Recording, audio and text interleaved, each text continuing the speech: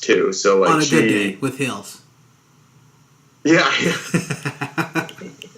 Yeah, it's so that goes through her. And welcome to the Down and Proud podcast. How's it going, guys? No, you're gonna hear this and be like, "You bastard!" I am here with two of my best friends, hanging out, having a great time.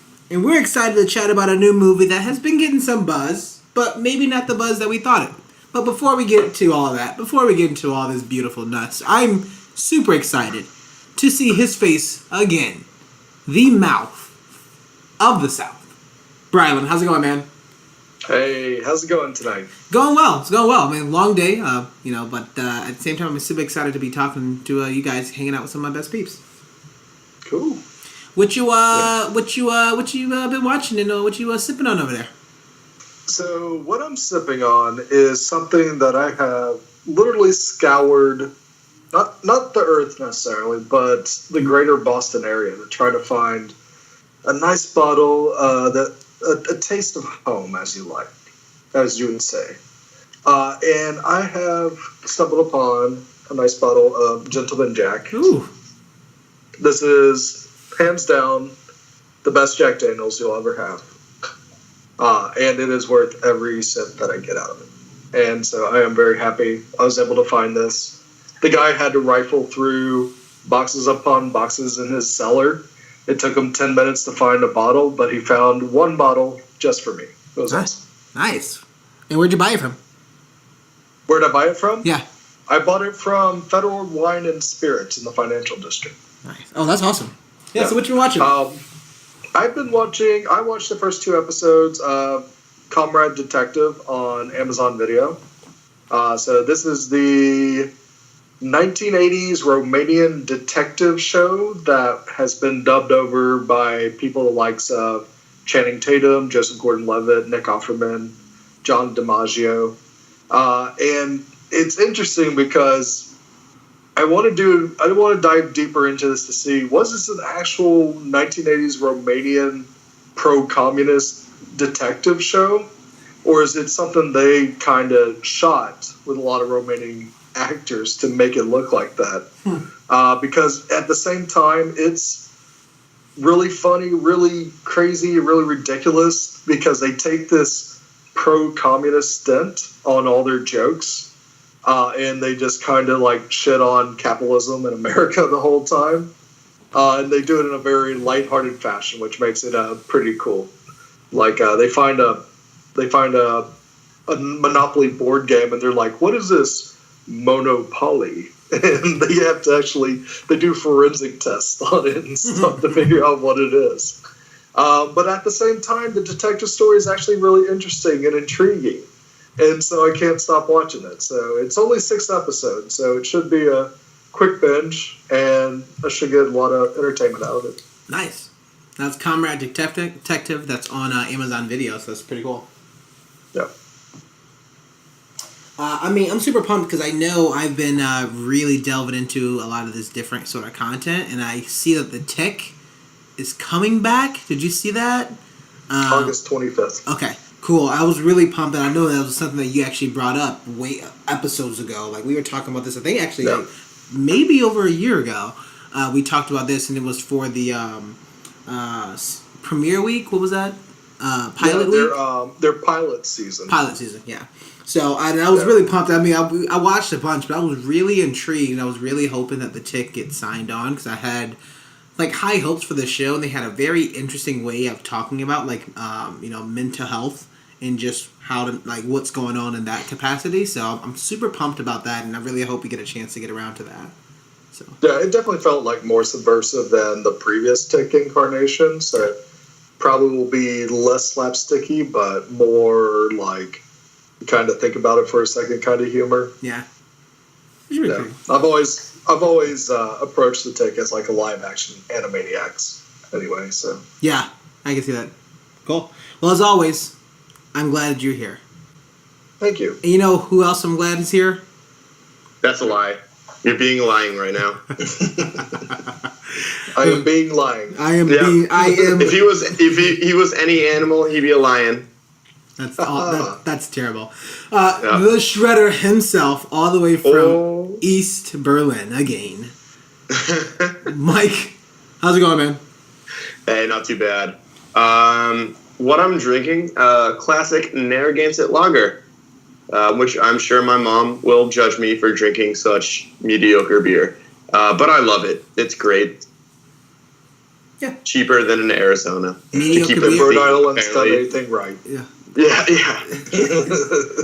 It's made on honor, which I never read that before. Sold on merit. That's a pretty solid slogan.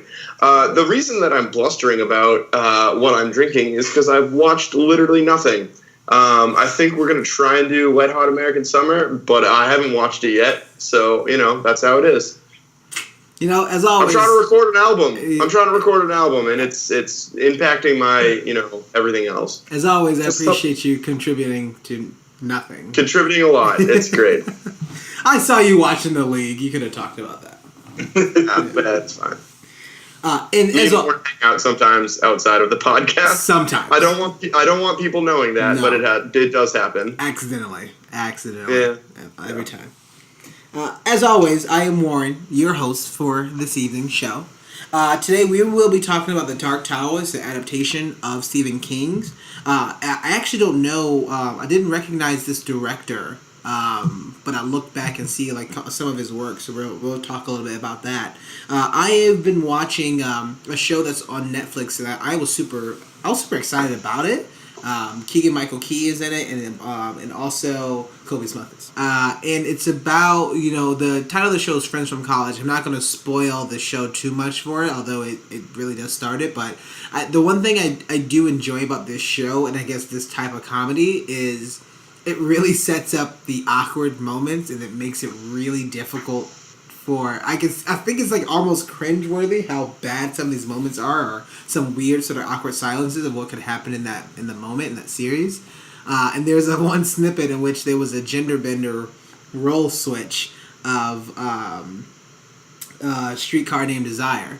And I think they make a really funny point, but they have like a quote unquote rape scene in it, and it's kind of weird because you see the woman who's like very very short, I think petite, like a Filipino woman, and the guy is dressed in drag, and they're just sitting there for like 4 minutes of a rape sequence that happens on stage. So it was a really weird way to necessarily kind of show a comedic portion of it, but I think I want to try to keep going. I think I want to probably finish it because there's some things that's happening in the show that I try not to talk about so I don't ruin it, but it is an interesting show, so definitely go check it out. It's on Netflix, and that is called Friends of College. I am sipping on a new, I think it's new at least, it is called The Drop Rosé Wine, crafted in California, and they have a hashtag here because we know we like hashtags. Hashtag sip to that. Hashtag, is it hashtag 57 or just number 57? See, who knows, huh? It says no offense, but it's code for this will be offensive.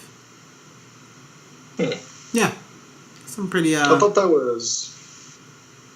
isn't 311 the code for indecent exposure? I don't know. I like that band, but I got. I always thought that was an urban legend based on the band. I thought that had no merit in actuality.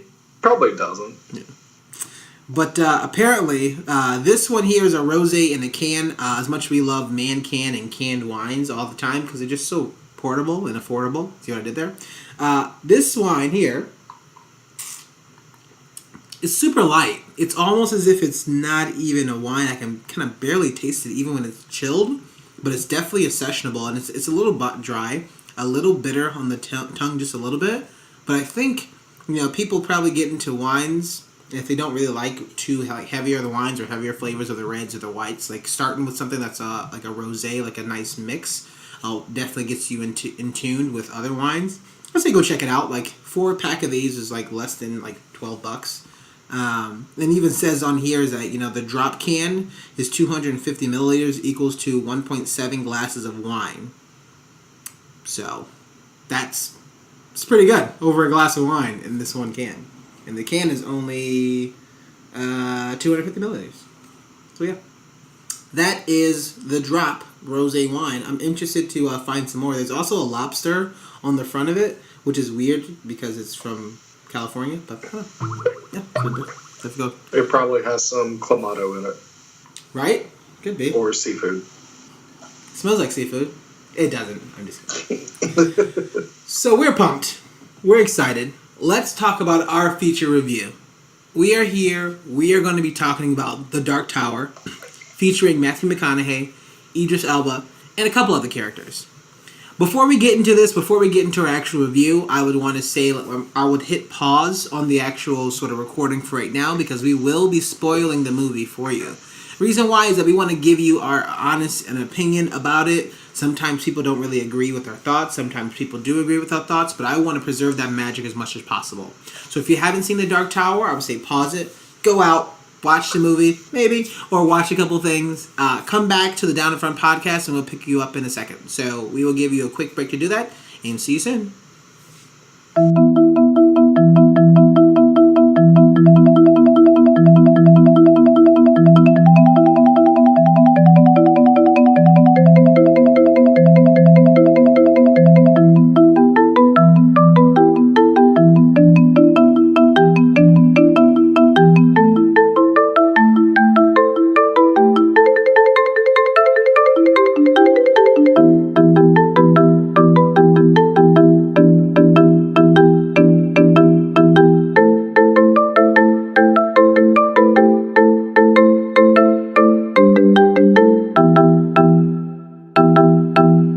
And we are back.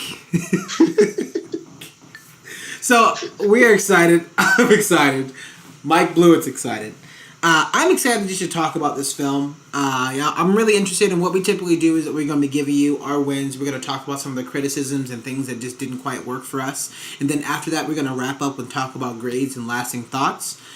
Here, what I'm actually going to do is I'm going to go ahead and toss it over to Mike here. And Mike, I'm interested to hear some of your wins and things about The Dark Tower. Yeah, I had a couple. I thought McConaughey was good. We'll kind of cap it at good, but he played a very weird character, and he was definitely off-putting. The one thing I'd say is that he had an Irish name but talked with a Southern accent, and I thought that was a little bit awkward. But besides that, he played a very smooth-talking person that I could believe was someone who was manipulating those around him. A couple other things. I thought that the landscape shots were cool. When they pulled the camera out from the action and showed the surrounding set pieces, they looked interesting and foreign and alien. Now, I don't know how much of this was done with matte paintings and how much of this is done with CG or how much of this was done on location. I would definitely like to reiterate, because I think I said this for Alien Covenant, that Earth still fascinates. Like, you can still trek out to places and find these little hole-in-the-wall islands or parts of the desert or parts of some crazy forest that look nothing like how me and you and everyone else thinks Earth should look like. I know that's not a great spotlight to be my second win of a movie that Earth is cool, but I'd love to bring that up. And based on our Alien Covenant review, we could probably figure out where this is going for this review as well. Yeah, I mean, you bring up a great point that from the trailers, you would assume that Midworld is like an absolutely dead world. Like, the gunslinger is the only person on that planet. But it was really cool to see, like, hey, it's actually has these little pockets of life and little townships everywhere. It's just that the land's been torn asunder and they have just the barest means to survive. I thought the whole Chernobyl reference was kind of cool too, where they had like an amusement park that hadn't been used in like thousands of years. Yeah. I mean, the only reason I know that's a Chernobyl reference is because that Call of Duty 4 mission where you run through Chernobyl, and that's it. I mean, it's like they literally played that one level and were like, oh yeah, we could put this on an alien world, and people will be kind of creeped out because they played it that one time when they were in high school. Yeah, one thing I thought was neat about McConaughey was his some of his powers were really interesting. One that I really thought was cool in particular was when he found the boy's mom. I forget the boy's name. I think it's Jack. Jake. Jake. Yeah, he actually finds his mom and it's like, oh, he drew pictures. Show me. And like the pictures aren't there, but he kind of like forces her mind to actually retrace the steps and kind of build back the pictures. I thought that was a really neat effect by his character. I thought from like a unique standpoint, the whole stop breathing thing was kind of brutal, and it was something I hadn't seen before, where instead of suffocating or otherwise impeding their ability to get air, they literally just said stop breathing, and they stopped everything in their muscle system from doing it. And that was a brutal way to watch someone go. Yeah. Yeah. That was definitely a tough, especially how nonchalant that it was, is like, just to saying hello to somebody or goodbye, and you can also kind of take a life that quickly. So I definitely think that was like a pretty crappy moment to necessarily sort of have, but, that's some pretty cool power to have, I guess. So. Anything else? No. Cool. Thanks. So let's talk. So I'm going to toss it over to Brylan. How about your thoughts? Some wins for the Dark Tower. Yeah. So I think Idris Elba does a really solid job with what he has to work with in this movie, especially when it comes to his actions as a gunslinger. When you're seeing him reload his guns or just take a moment to aim and shoot, his ricochet shots really sick. There's this one big battle at the end when Walter takes Jack into the area where he creates the beams that take out the Dark Tower. That he has like 80 people he's got to take out, and he just like uses his sense to scan the room, and he goes to town. It's amazing to see that. Yeah. I also think he's really good when he's in those scenes where he's kind of the fish out of water. Like when they're riding the bus and those two girls are saying, hey, baby, you want to join us tonight? Because you've forgotten the face of your fathers. I like that type of a corny, like, fish out of water humor that happens as well. And I think he did a solid job with handling all that. Also, I thought that it was interesting that they brought up something like The Shine because it's related to Stephen King's other works. I only heard of The Shine and The Shining, so it was an interesting plot development to bring in. So I was like, oh, so his books are kind of connected into different universes, or might be all from the same universe. So that gets me a little bit more interested in trying to dive deeper into what these books are about. Yeah. And one thing I like is that I feel like I'm not spoiled by what the books actually offer. I think this movie does a great job of, well, it's going to be a criticism, but it does a job where it doesn't spoil me for the books, and I can go to the books and feel like I can get a new, fresh tale, which is really neat. Good. I'm glad. I mean, yeah. I know, especially from a lot of book readers that at least I've heard from who've seen it, like they had nothing but negative things to say. So it's definitely nice to see like a positive portion of that for somebody who at least kind of cares about that story. You can actually still appreciate some of his work of what you get from the movie. So thank you for that. It's cool. Yep. I would say, I had a couple of things that I did like. I had a lot of stuff I enjoyed. I enjoyed this movie, kind of going into it super blind, so I didn't even know that this was a Stephen King story. I guess like the only stories that I knew he wrote, knew he wrote, and then also, I saw the movies for was It and Thinner.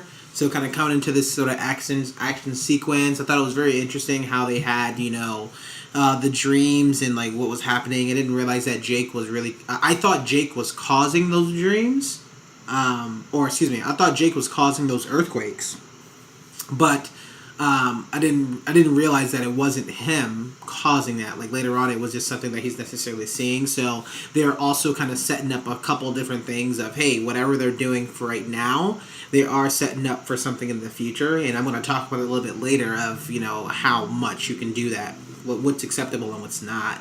I like the scenes of I like the action sequences. I like Idris Elba. I like his father, and the fact that him and the Man in Black, or Matthew McConaughey's character, they have they're on opposite ends of the spectrum, and you have the gunslinger's motto, that chant that's why you should be doing these things. You're not doing it for your personal gain. You're doing it for the protect of the people. So I thought that was a pretty powerful sort of moment and scene of I thought for sure that he was going to die, but I'm glad they did some stuff to keep Idris Elba around. And I like the action of the movie. I think it was definitely entertaining. I was interested and intrigued of seeing how the story was going to end, because I just didn't know, and they at least gave me enough to say, I'm interested to see what happens with Jake and Idris Elba's character, the gunslinger. Roland. So I'm interested to kind of hear and see about that stuff, and I'm interested to learn a little bit more about this shine and what that necessarily does and how he's coming into his powers. So I thought that was just also a fun part, and that entire sort of end sequence was pretty badass. I mean, it was almost like the Matrix sequence, number one, when they were going into bust Morpheus out. So I definitely got a sense of that, but they probably ramped it up a little bit because there was only one of him and there was a bunch of them. So I thought that was a pretty strong scene. Overall, that was pretty cool. And they had a lot of things working in this movie that. I think if you go in with, zero expectations, of course, and you don't know what this movie's about, you're probably going to enjoy the movie.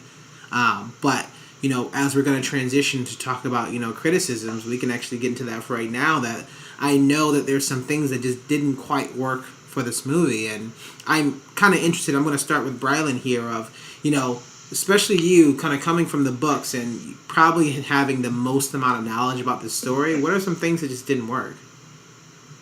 Yeah, just to clear there, I haven't really read any of these books, but I have a lot of friends I have read them. So I have inklings of what this story is about.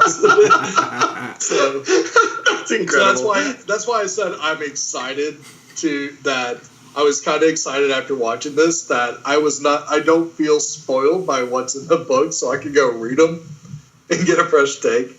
Because one thing this movie does is it's kind of a perfect example of a poorly directed film.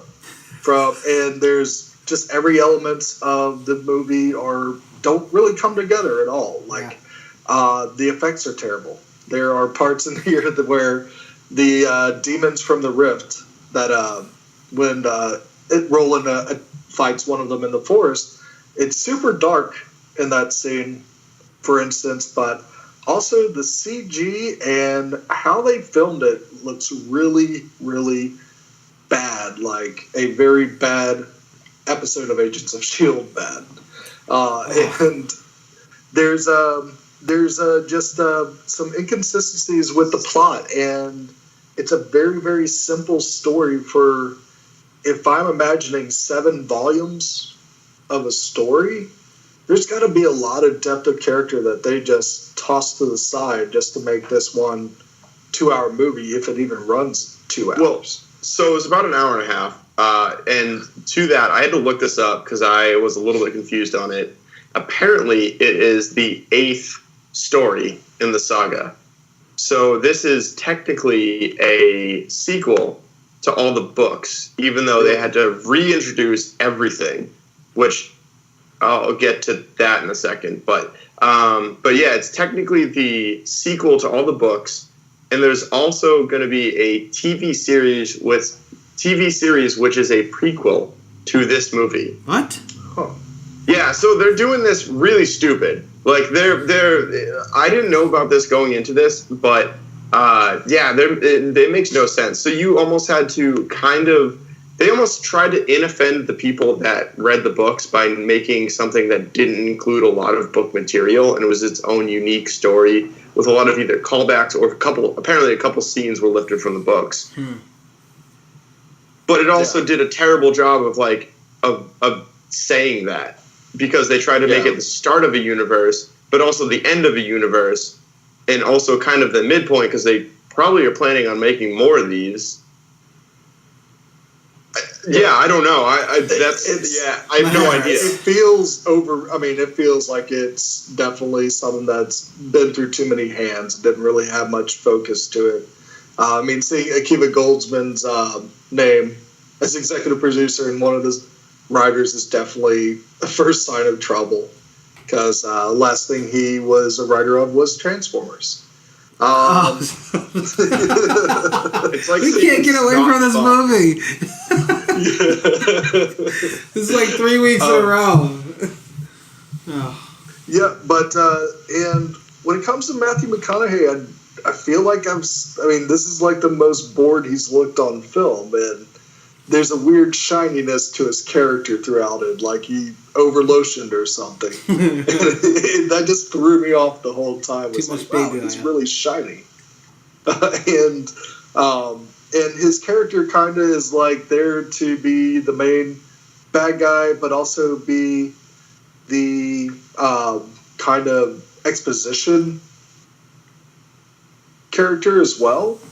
Where, like, and this is the thing that bugs me the most, is like, there's interesting concepts in this movie, but they execute them totally terribly. Like, there's one point where Walter's talking about the gunslinger's guns. They're made of arthurium metal or something like that, and they said on Keystone Earth, it's called Excalibur. And I was like, hey, that's cool. How about you show us that shit happening? Yeah. And I'm someone that really doesn't like things explained to me when I see a movie, but when you don't really explain anything, or if you have a cool concept like that and don't show it, you're doing the watchers a disservice in this movie.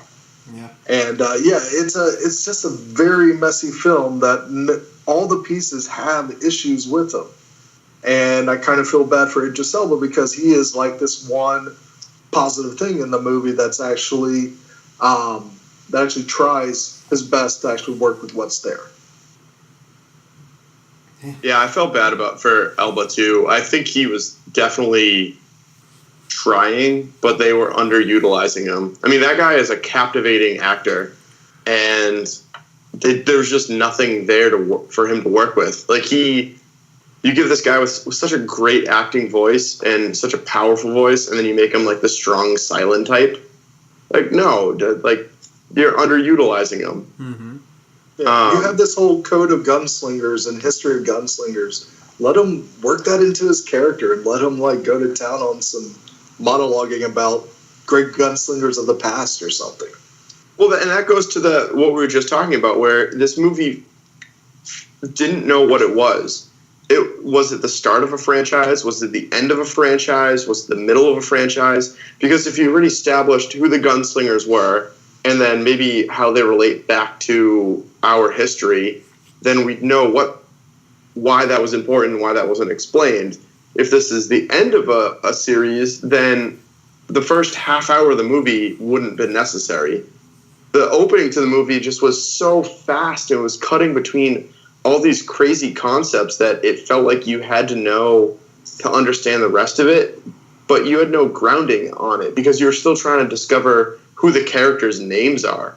And you're like being presented with like, oh, this is also what a gunslinger is. This is what the Shine is. This is, who Walter is, who they didn't even really name. He was just the Man in Black. Yeah. This movie just had no idea what it was. It tried to, it's crazy. It simultaneously combined too much information and not enough information at the same time.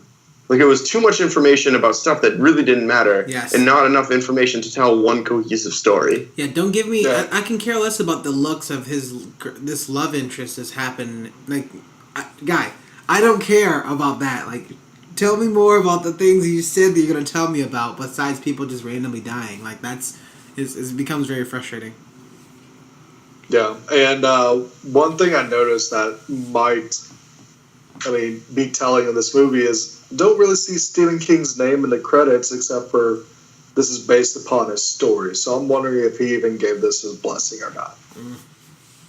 That's a good point. That's a very good point. Yeah. Mike, anything else? Yeah, I got a couple things. So fast exposition, kind of building on that theme.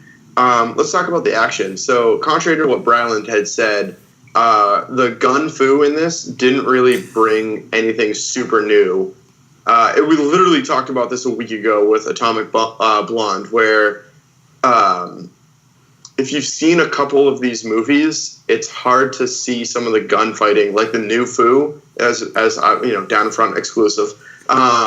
It's hard to see that and not be like, oh, this is what was done there. Like, they didn't quite do the revolver thing, but Equilibrium had some really cool reload scenes where he tossed, like, the magazines out and then, like, slid into them and then killed those people. The other thing, again, what we were talking about that I thought Atomic Blonde did well was that a lot of the action was cut really close and really fast, meaning there was a lot of close-ups on characters' weapons and faces and not on the action around them. So you couldn't quite tell who was shooting at who, and it basically allows you to do a lot of things in post, where you have a whole scene play out, and then you edit it by saying, like, okay, this is the actor's face when he shoots X, and then fill in X later with a random other extra getting shot and blown away. And so it confuses the action. Like, that whole the end sequence where he does the gun fu on the people, like in that little portal base, they were just a bunch of nameless goons that kind of got murdered with no impunity. Like, there's no connection to them. They were literally just goons to get mowed down, and you didn't even see Idris Elba like shoot at them. They just kind of like fell down, and you could tell they got shot. I don't know. We could, especially because we've seen movies like Atomic Blonde and John Wick do like the pan out long shots so well. I really can't do action when it's cut quick like that, unless it's remarkable, which this wasn't. I found, especially that final scene, it was easy to follow. Like, I don't expect it to be like John Wick or Atomic Blonde, because that's something that's trying to ground the action into realism, and this is a fantasy world. And I thought the scene at the end was really good because it just showed like his skills as a gunslinger. Like, yeah, he'll kill people with one bullet, because he is this magical sharpshooter, but also if he has a group of people that are shooting at him, he may not just take the time to shoot every single one. He's going to shoot the glass above them to actually disperse them, or he'll throw a canister of propane to them and make them explode. So I thought it was a really smart way of actually staging that scene, and especially the final bullet that takes out the Man in Black. Being able to ricochet as well as ricochet another bullet to knock that bullet over the last second where he doesn't catch it and goes through his chest. I thought it was a cool way to make the bad guy. I'll give you that. The one-on-one scene was cool. I took offense to everything leading up to that because of the good stuff. Like, so you're right. Like, the movie wasn't those movies, and it doesn't have to be those movies. It was still just bad action. You know, if you allowed the scene to unfold a little and not make as quick of cuts, you could have decidedly seen who was fighting who and then in what positions. I've got a couple other things. The dialogue was poor, and I think the main kid, Jake Chambers, wasn't captivating at all. Like, he really fit Warren's model of just child actors are terrible.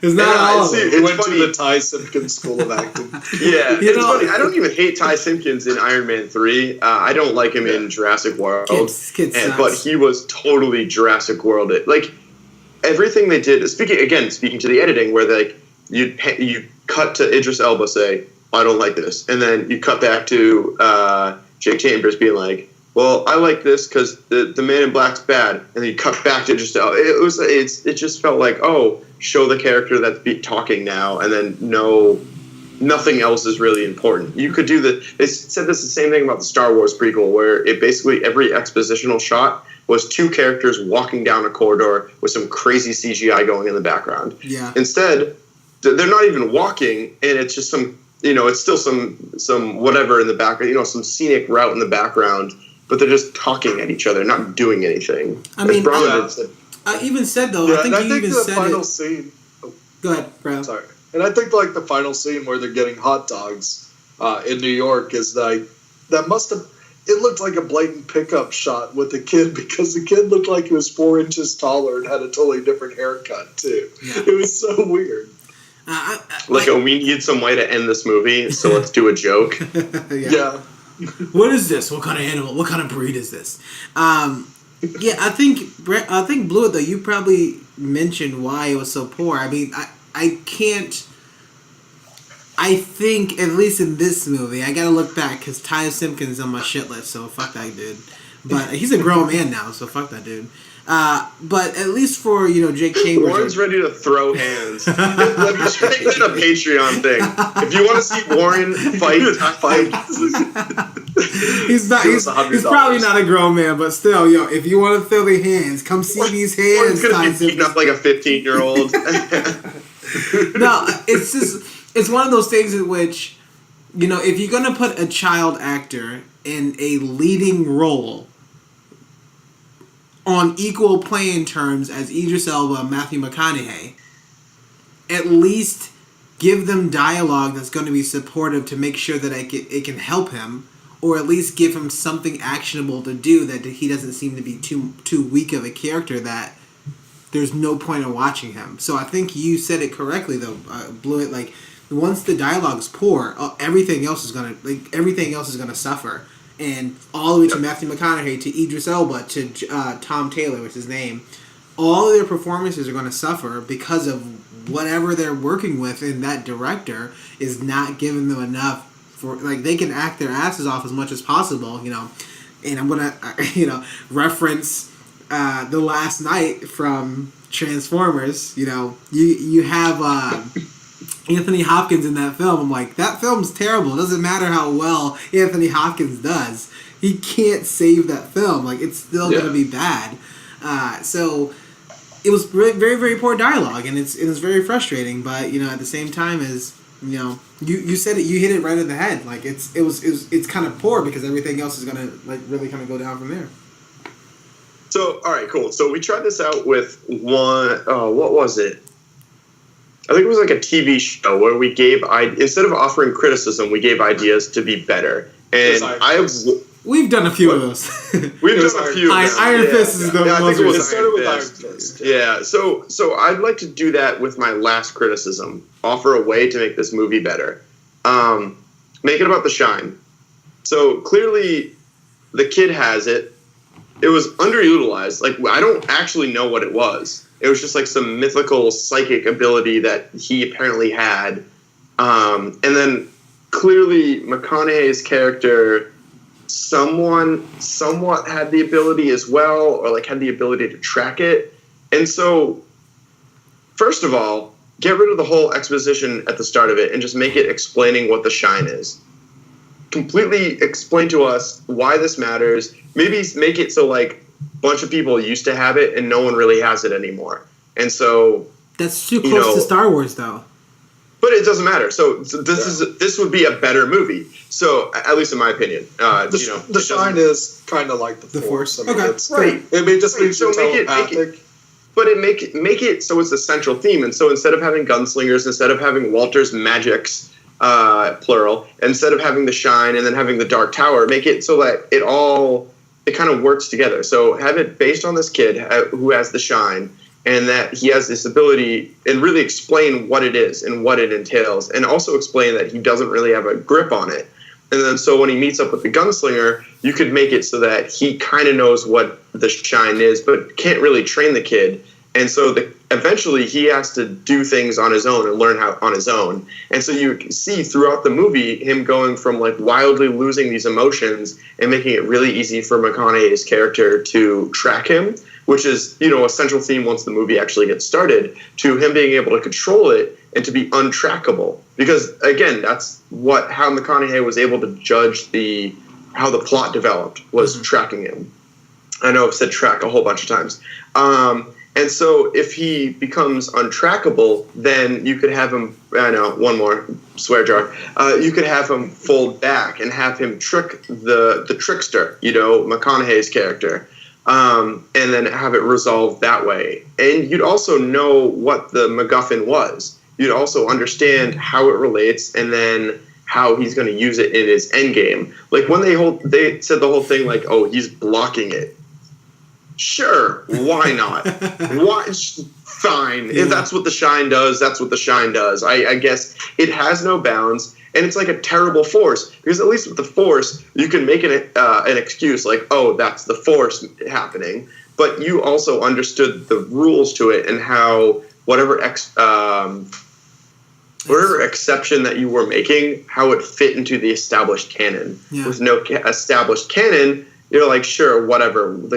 The shine can do anything. And so I think making it and clearly defining what that is and then how it moves through your standard hero journey where he starts off being terrible and then gets better through training would have made a more cohesive movie and made one that was more understandable. Absolutely. Rather than just having some random MacGuffin. Honestly, speaking of cliches, it almost operated as a Chekhov's gun, which is terrible for what your main character's special gift is. Yeah. Like you shouldn't be like, oh, this one thing that we mentioned in the first act is going to come back, although it is the only thing that makes that character special.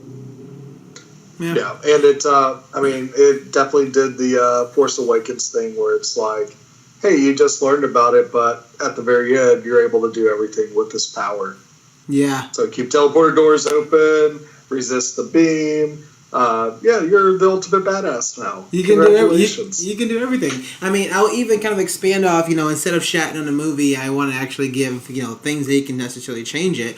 Like, in Blue, I think you started with, having more sort of structure, outlining, and talk about, things that you can do with this actual sort of power of the shine, but you have to expand that even further. What can the gunslinger do? What can't he do? Because it was all inconsistent all over the film. At one point, he has super strength, right? The other point, he's indestructible. He literally gets thrown out of a window, crashes into a bus, then crashes through a bus itself, only for him to get up with relative ease and grab a gun and shoot this guy. And so I'm like, wait, did you not get hurt from any of that? But I saw you get stabbed earlier very easily. So, wait, what? So you're not entirely sure what happens there. That was very inconsistent from his powers of, if you're such a badass all the time, why, tell me a reason why you can't use that badass power a lot. Especially when I gotta do a quick sidebar. Especially when you guys are in a farmland, you're gonna hear a slow rated heartbeat of somebody who's running, so that heartbeat's not going to be slow. It was a troll ninja. Oh, okay. So they're supposed to have slow heartbeats. Oh, I'm so sorry. I apologize. No, but if you're tracking somebody's heartbeat who's running away, he's gonna have an elevated heartbeat. Whatever. That's a cool moment. But this is my quick sidebar. With all the power that Walter has, why is he sending goons to literally run away with the kid? They transport it there, I'm sure, and you're going to tell me to capture a kid, you're going to run away from him? But you have the power to teleport? Come on. And just talking about, the seer's powers and what she can necessarily... what can she see? What does she do? What's happening there? So I just think these things need to be more defined. She has the shine as well. Well, does she? It's just not as...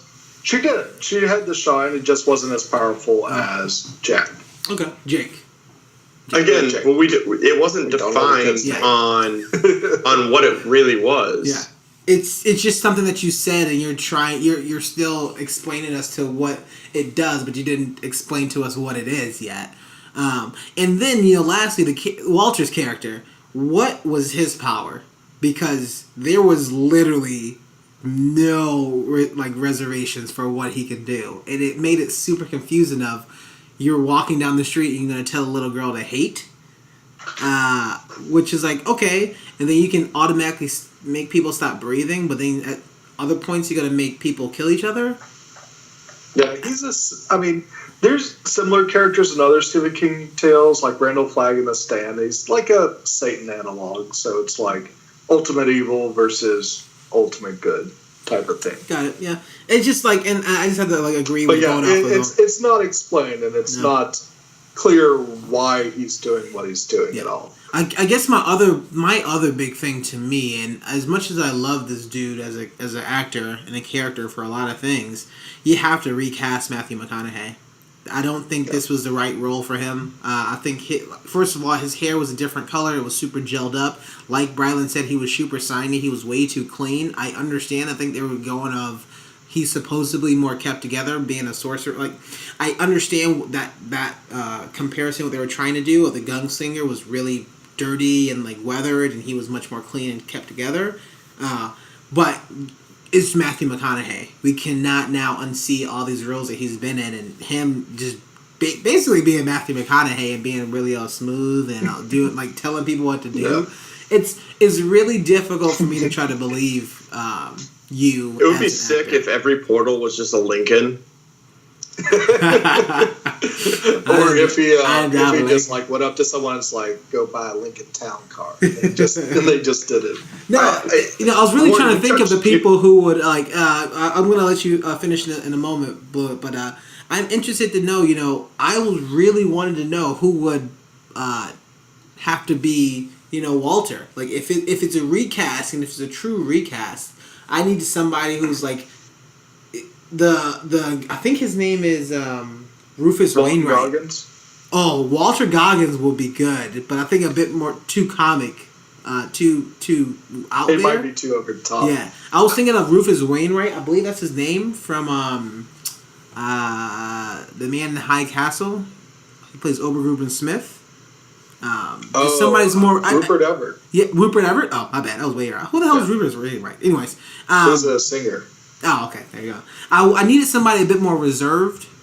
Somebody who has a little bit more, like, it can be a little more stoic. Like, you can tell that what they're not saying has a sense of evilness from them. And I guess he just played it a little more like a jovial. And that's just something it just didn't work for me. Yeah, just to add on to your criticism about consistency, what you would add to it. Mm-hmm. One thing I would think is it would have been a much better movie if they stuck with the consequence they gave Roland, where it was like, he's getting a lot of crap for being on this mission of vengeance to actually avenge his father and everything, when his duty is to protect the tower. And at the end, you allow him to be able to satisfy both needs, where he kills the person that killed his dad, and he takes care of what's endangering the tower. Clean your hands. Everything's hunky-dory now. Yeah. So if you gave him a situation where he had to choose one or the other, it would have definitely been a lot better. Yeah. I mean, and even in that exact moment, the way that they could have switched it around, right? They could have switched it and said he saves the kid's life. He saved Jake's life before he kills Walter, or even if he doesn't kill Walter, but he has to kill Walter because Walter is now going to kill Jake. So, out of self-defense and protecting of the people, that's why a gunslinger then has to kill Walter. But their reasoning is all jumbled up and it's kind of messed up there. And that also didn't work. Blewett, you had something before we were talking about things? No, I was just gonna say you raised a good point where Walter's motivations are kind of weak. Where Walter can go anywhere that he likes at any point and just wreak absolute havoc. Why would he want to end all of that? Yeah. Most of the time, in the traditional like Judeo-Christian view of Satan, he's like a trickster that just kind of wants to rule over the world himself. So if you make Walter a Satan analog, why would he want to give up that power to some external source? Yeah. The motivation made no sense whatsoever. He wants existence to be there. Yeah. What? He wants existence to exist. Right. He wants life to continue so he can Right, and be the conqueror of it. So if he lets the outside of the universe in, it ends life. Like, why? That's a good point. I thought that was the point where, like, the whole outside getting in would just end things as we know it, and that Walter would go along with it. Some people, because Walter was part of that universe. Just like seeing the world burn. I guess he just wants to destroy even himself. I don't know. The motivation was weak. Yeah, fair. Yeah, it was, and I was actually expecting Roland to actually shoot Jake at the end. I mean, it would cause like some type of feedback loop to the beam weapon, which would have been like, wow, that's a hard choice to make right there. Yeah, I mean, that would have been like, because truthfully, I really enjoy that, Bradley. Like, there's like a bunch of thoughts just pop into my head, but to protect the world, right, you have to kill the person who's like is like that being itself. So that's a good point, man. That would have been. I don't think they would have did that in this movie, but I don't think they. I kind of really wish that they actually did now. Then offering constructive criticism, the other idea is make this completely a Walter versus Gunslinger movie. Yeah. And then show them from the beginning of their conflict. Show Walter killing all the other gunslingers instead of one arbitrary battle featuring the President of the United States, and from 24, of course, aka the Allstate guy. So just like show that happening rather than all this stuff with the kid. Like, imagine if the gunslinger finds the kid on this barren land that he's like, how did you get here? And then the kid kind of quickly tells that story of how he goes. And then the gunslinger, whose faith is completely broken at this point, finds out that this kid has the shine, which is something that he never really anticipated seeing another person with. And that how he had to guard that person from Walter until he was powerful enough to go. And then at that point, you could almost have it reversed where in some way the gunslinger had to die to save the kid. And it would be the ultimate sacrifice of someone that we started off, learned how he lost faith in his people, and then had to regain it to somehow save the world. I don't know. That seems too cliche, but it would have been a better movie. Yeah, I mean, there's a lot of things with this movie. I mean, I was even thinking of the fact that the one thing that really, I think my biggest sort of criticism besides all the recasts of this movie and stuff was the fact that I think Bradley mentioned this, but I'm going to echo another part, as it was as if, Idris Elba's character Roland just had it very easily, to the point where he's about to die, and all he needs is antibiotics just to become fully back to just completely healed. Apparently, Earth medicine is amazing. Right? It treats. We got those Percocets. Yeah, it treats his Percocets and vitamins. Apparently, heals hepatitis A, B, E, and freaking radiation poisoning. Who knows? Although I did think in that moment in the hospital that they were alluding to the fact that Roland has to die at some point because he is poisoned.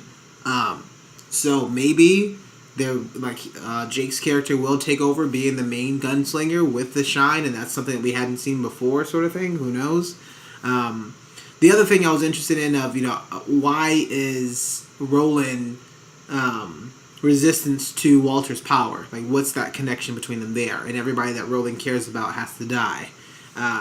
And this is one of the things that I want to kind of bring up is I understand that this is probably going to be talked about in the future thing, but once you highlight and you really focus on, oh, hey, you're going to learn about this in the next installment, just tune in next week sort of thing. There's just way too many holes and just way too many sort of plot holes and just issues with well, why'd you put it in the movie? Why'd you put this in the movie if you're not going to fully explain what's happening? Because we already know that the third act is starting, so you're not going to explain this, and even to the fact that jumping back, well, they showed his mom dying off scene, and that was a very, very tough moment that they really glazed over pretty quickly, I thought. Yeah. So, and all he did was just get angry and says he did this for a reason, sort of thing. So, and that was it. But what can you do? What can you do? There's things that can be changed. There's things that can make this movie better. This movie wasn't horrible. It wasn't terrible, but it also had a lot of things there's a lot of issues with this movie and I'm not going to be surprised when people say that this movie's bad, and I hated this movie because X, Y, and Z, and I didn't need to read the books to say I didn't like this movie, so kind of a bummer. So let's, as we wrap up, let's talk about some grades. And I see that we got a couple of them here, so I'm going to start with Brylan first. What's your grades, your final grades giving Dark Tower? I'm going to give it a D. I mean, it's definitely a movie, but it's a poorly made movie that really doesn't get to either started or even capture what I've heard is the richness of the content of this series, because this is supposed to be Stephen King's magnum opus. It's supposed to be the thing to actually read from Stephen King. And I'm hoping the books are a lot better.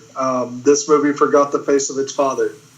I would say that I will take away that the gunslinger seems like a cool character, and I like his words too. Nice. Cool. Mike, what you got for me? Yeah, so I give it a D+, because this movie went full Louis C.H.R. It was just full of holes. You know what? I'm not going to entertain that. Deep cut? Yeah. No. Louis C.H.R. is the author that wrote Holes. You just looked that up, didn't you? Oh, that is a deep cut. Yeah, that's a very No, that's deep... not deep. Come on. That's a deep cut. Come on, son. I remember seeing little what's his face? Shia the other LaBeouf? guy. Shia LaBeouf. Yeah, I mean, I definitely had to change my grade just looking at it. And I think the one reason that I had to change my grade was some of the information that Blewett described. I didn't realize this was like the 8th movie and what their plan on kind of... I guess my thing is, once you know that information, I don't see that this franchise or whatever they're trying to do, this storytelling is going to be any better unless it's going to be entirely revamped. This movie did seem like there's a lot of competing elements going. It definitely looks like that there's a lot of other writing. I'm interested to see like a different cut or a different scheme of this, of what's going to happen, because it may have been a cohesive story somewhere in there. Because that made sense, but then there's other moments that just kind of died down. We didn't even talk about the people with the sewn on skin and that stuff. That's kind of weird. But I think that, well, what I'm saying is that there's interesting things planted in there that we need more focus on that. Like tell a sci-fi fantasy story and less of what you gave me, sort of thing. So my grade's gonna be a C-.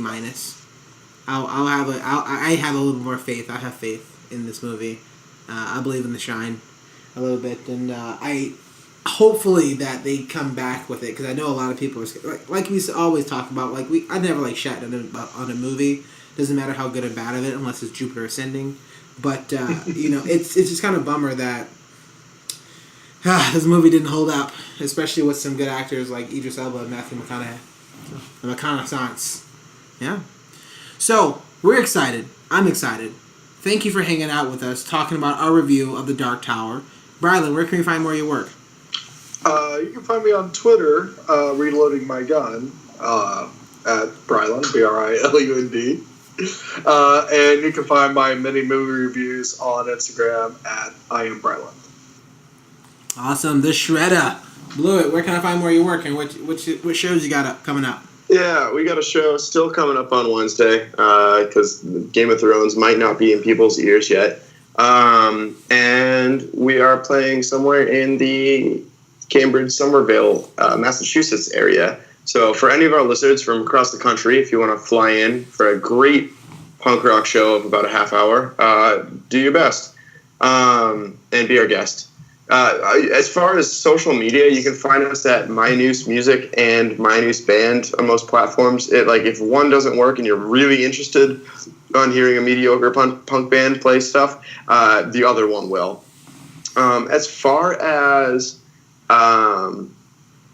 As for email, I think I got to go with Jesse Brand takes my breath away. Yeah, there you go. At gmail.com.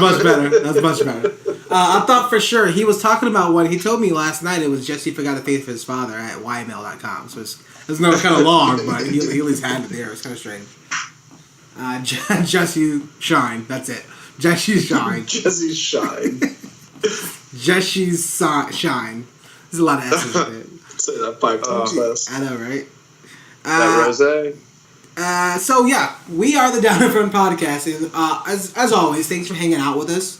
We have a bunch of different platforms. The first one we want to talk about is our video teasers.